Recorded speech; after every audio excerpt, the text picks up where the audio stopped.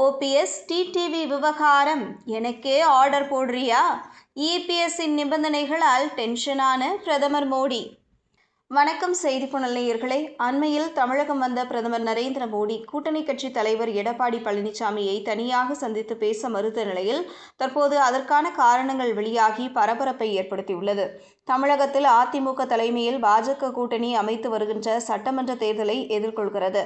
தேர்தலுக்கு இன்னும் 8 மாதங்கள் உள்ள நிலையில் இந்த கூட்டணி கடந்த ஏப்ரல் மாதமே முடிவு செய்யப்பட்டுவிட்டது. என்டிஏ கூட்டணியில் அதிமுக இணைந்திருந்தாலும் தமிழகத்தில் கூட்டணி கட்சித் தலைவர் எடப்பாடி பழனிசாமி தான் என்பதை பாஜகவும் உறுதிபட தெரிவித்துவிட்டது. கூட்டணி உறுதி செய்யப்பட்டு விட்டாலும் இரு கட்சி தொண்டர்களிடையே தற்போது வரை இணக்கம் ஏற்படவில்லை. உதாரணமாக அதிமுக பொதுச் செயலாளர் தமிழகம் முழுவதும் மக்களை சந்திக்கும் வகையில் சுற்றுப்பயணம் மேற்கொண்டு வருகிறார். இந்த பயணத்திற்கு அதிமுக தொண்டர்கள் திரளாக கலந்து கொள்ளும் நிலையில் பாஜக கொடிகளை பெருமளவில் காண முடிவதில்லை. இதனிடையே அண்மையில் தமிழகத்திற்கு வந்த பிரதமர் நரேந்திர மோடி தூத்துக்குடி விமான நிலைய விரிவாக்க பணிகளை தொடங்கி வைப்பது, கங்கை கொண்ட சோழபுரம் கோவிலில் ராஜேந்திர சோழனின் 1000வது ஆண்டு நினைவு நாணயத்தை வெளியிடுவது உள்ளிட்ட நிகழ்வுகளில் கலந்து கொண்டார். இந்த நிலையில் தூத்துக்குடியிலிருந்து திருச்சி விமான நிலையத்திற்கு தனி விமானத்தில் வந்த பிரதமர் மோடி எடப்பாடி பழனிசாமியை சந்தித்து பேசுவார் என்ற தகவல் வெளியானது. இருவரிடையேயான சந்திப்பு சுமார் 20 முதல் 30 நிமிடங்கள் நீடிக்கும் என்று சொல்லப்பட்டது.